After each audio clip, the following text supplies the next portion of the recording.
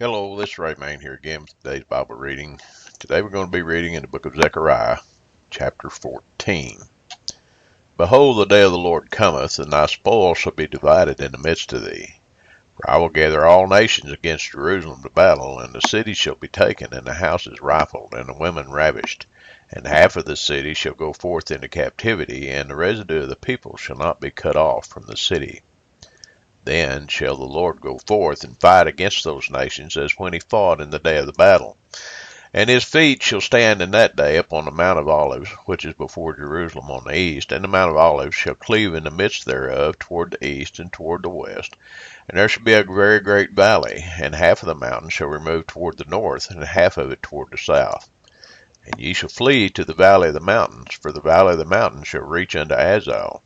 Yea, ye shall flee, like as ye fled before the earthquake in the days of Uzziah king of Judah, and the Lord my God shall come, and all the saints with thee. And it shall come to pass in that day that the light shall not be clear nor dark, but it shall be one day which shall be known to the Lord, not day nor night. But it shall come to pass that at evening time it shall be light. And it shall be in that day that living water shall go out from Jerusalem, half of them toward the former sea, and half of them toward the hinder sea. In summer and in winter shall it be. And the Lord shall be king over all the earth. In that day shall there be one Lord, and his name one.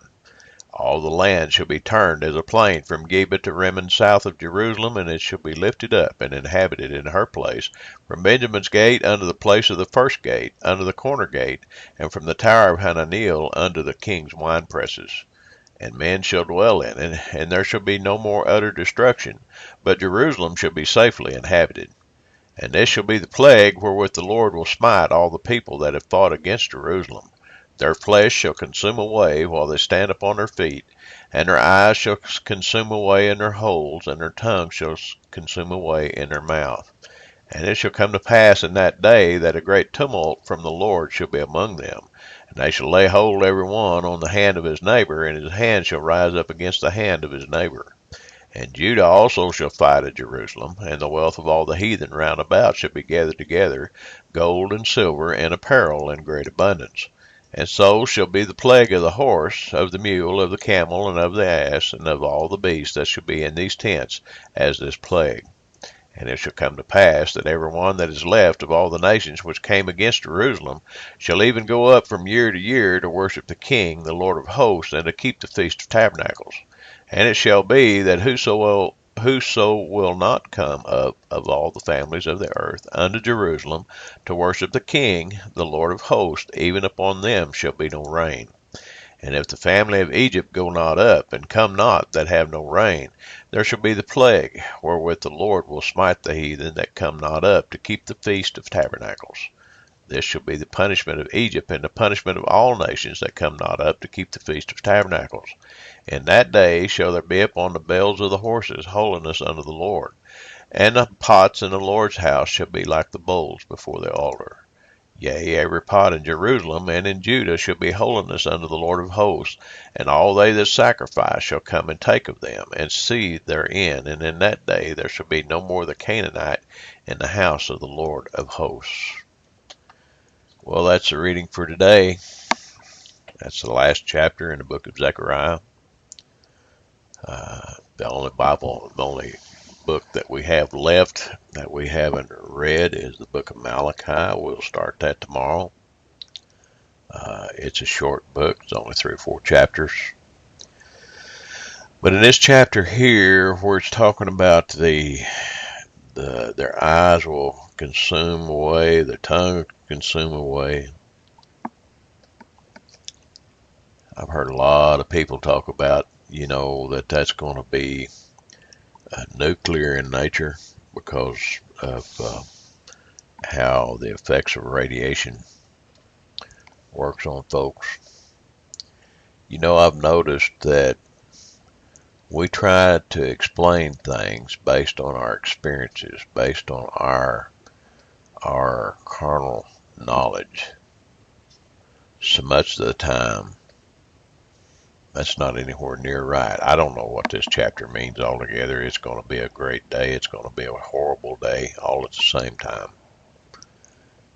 this day that this is talking about, and that's not the kind of day that we talk about. You know, there is a place in the Bible that where it talks about one day with the Lord is as 1,000 years, and 1,000 years is as a day.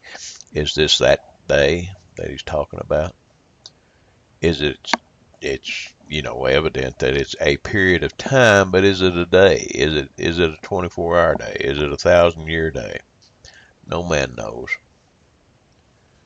I've heard a lot of discussions about it over the years, but you know what?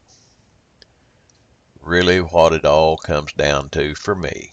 You can disagree with this. That's fine. This whole series isn't meant to be some great philosophical discussion, I suppose. But really, where it has gotten to for me, even before I started this back, in 2010s, whenever I started, this 2014 now, started reading a chapter a day. Really, where I have gotten to in my life, and it's even more pronounced now, is if I can just be where God wants me to be, if I can do what He wants me to do. He said, if you love me, keep my commandments. If I do what God wants me to do, trust in Him to take care of the rest of it, then it doesn't matter. All this other doesn't matter. That's just men clamoring, wanting knowledge, and it's all right to have knowledge. It's all right to think you know, but you're not going to know for sure until that day, as is mentioned in this chapter. So, anyway, that's just a little bit of an aside. I don't want to take away or add to this. A whole lot of the Bible can be interpreted by itself. So anyway, until next time, may God bless you.